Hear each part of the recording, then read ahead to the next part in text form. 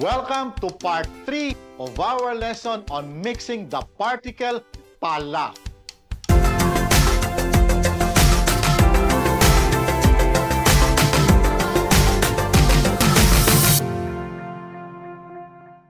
Kumusta po kayo? Welcome back.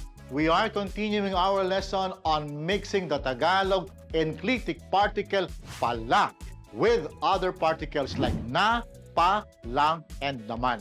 If you have missed our previous lessons on the subject, please check out our previous videos to get you up to speed. The links are in the description box down below. In this video, I will be discussing sample sentences with verbs so that you'll have a flavor of how the mixing of particles enriches and adds flavor to a sentence. I will use actor-focused verbs and object-focused verbs in the completed, progressive, and contemplative aspects. This will provide the range of nuances in the mixing of particles. So, tara, simulan na natin. Let's begin. Let's begin with the combination of na and pala. Na, pala. Realizing something present or happening at the moment. Listen to these. Nagluto na pala si Tess. Apparently, Tess already cooked. Nanood na pala si Ariana. Apparently, Ariana already watched. Kumakain na pala sina June at Marie. Apparently, June and Marie are already eating. Natutulog na pala si Ed. Apparently, Ed is already sleeping. Mag-uusap na pala sila. Apparently, they will now talk to each other. Mag-aaral na pala kami. Apparently, we will now study. We have already learned that with actor-focused verbs, the case markers used are si and sina. With actor-focused verbs, it is the actor that is the focus of the sentence. Moving on to object-focused verbs. Niluto na pala ni Tess ang gulay. Apparently, Tess already cooked the vegetable. Pinapanood na pala ni Ariana ang palabas. Apparently, Ariana is already watching the show. Kakainin na pala ni June at Marie ang adobo. Apparently, June and Marie will already eat the adobo. With object-focused verbs, the focus is on the object of the sentence and we use the indirect markers ni and nina to mark the subjects. Ayos ba? I hope you still remember what actor-focused and object-focused verbs are all about. If not, you can check out our playlist on verbs. Cool?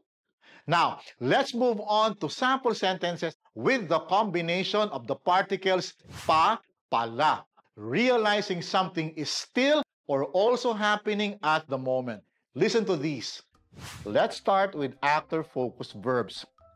Nagluto pa pala si Tess. Apparently, Tess also cooked. Nanood pa pala si Ariana. Apparently, Ariana also watched. Kumakain pa pala sina June at Marie. Apparently, June and Marie are still eating. Natutulog pa pala si Ed. Apparently, Ed is still sleeping. Mag-uusap pa pala sila. Apparently, they will still talk to each other. Mag-aaral pa pala kami. Apparently, we will still study. With pa pala, the action is still happening at the moment, whether the action is in the past, present, or future. Now, let's take a look at sentences with object-focused verbs.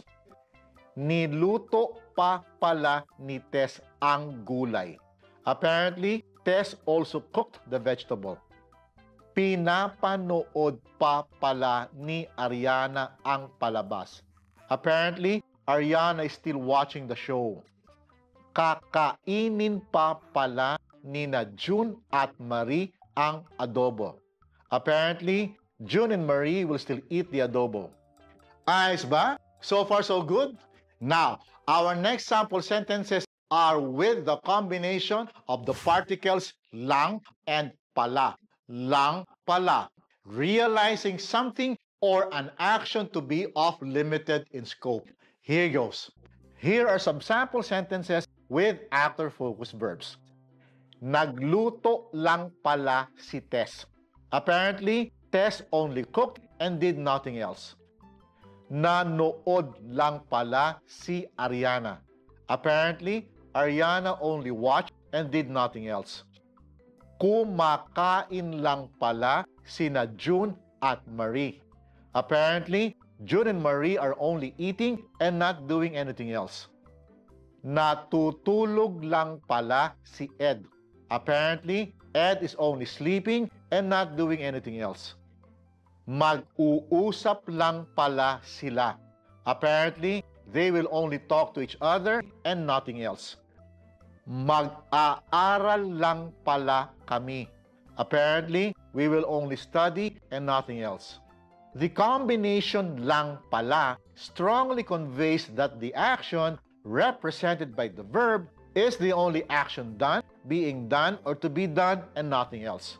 The same nuance is true with the next sample sentences with object-focused verbs. Niluto lang pala ni Tess ang gulay. Apparently, Tess only cooked the vegetable and did nothing else with it. Pinapanood lang pala ni Ariana ang palabas. Apparently, Ariana is only watching the show and not doing anything else with it. Kakainin lang pala ni June at Marie ang adobo. Apparently, June and Marie will just eat the adobo and will not do anything else with it. So far, so good. Let's continue with the triple combination of the particles na, lang, pala, suggesting or realizing an action since there is no other choice. Here goes. Here are some sample sentences with actor-focused verbs. Nagluto na lang pala si Tess.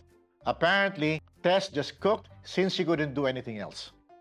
Nanood na lang pala si Ariana. Apparently, Ariana just watched since she couldn't do anything else. Kumakain na lang pala sina June at Marie. Apparently, June and Marie are just eating since they couldn't do anything else. Natutulog na lang pala si Ed. Apparently, Ed is just sleeping since he couldn't do anything else. Mag-uusap na lang pala sila. Apparently, they will just talk to each other since they couldn't do anything else. Mag-aaral na lang pala kami. Apparently, we will just study since we couldn't do anything else. The triple combination of na lang pala conveys that the action made, being made, or to be made is the only action that can be made since there's no other choice. The same nuance is true with sentences with object-focused verbs. Niluto na lang pala ni Tess ang gulay. Apparently, Tess just cooked the vegetable since she couldn't do anything else with it. Pinapanood na lang pala ni Ariana ang palabas. Apparently, Ariana is just watching the show since she couldn't do anything else with it. Kakainin na lang pala ni June at Marie ang adobo. Apparently, June and Marie will just eat the adobo since they couldn't do anything else with it. Ayos ba? I hope you're getting a sense of how these combinations are adding flavor to a Tagalog sentence. Now, moving on to our next combination. Naman pala. Realizing something or an action contrary to expectation. It's like having a eureka moment. Here are our examples. Let's begin with actor-focused verbs. Nagluto naman pala si Tess. Apparently, Tess did cook, contrary to expectation. Nanood naman pala si Ariana. Apparently, Ariana did watch, contrary to expectation. Kumakain naman pala sina June at Marie.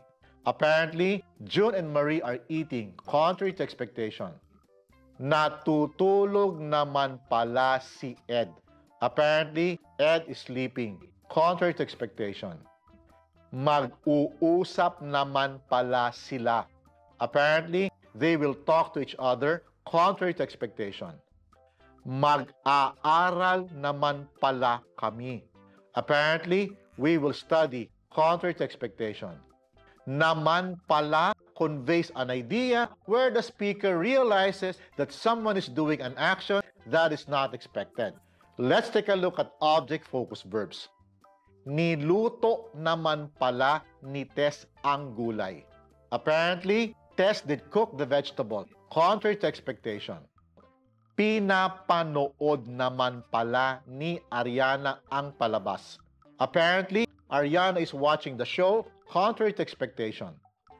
Kakainin naman pala ni June at Marie ang adobo. Apparently, June and Marie will eat the adobo, contrary to expectation. If you're liking this video so far, please hit the like button because that will help in growing this channel. All right? Moving on. Here's another triple combination, na, naman, pala. Realizing the repeat of something or an action. Check this out. Here are sample sentences with actor-focused verbs. Nagluto na naman pala si Tess. Apparently, Tess cooked again.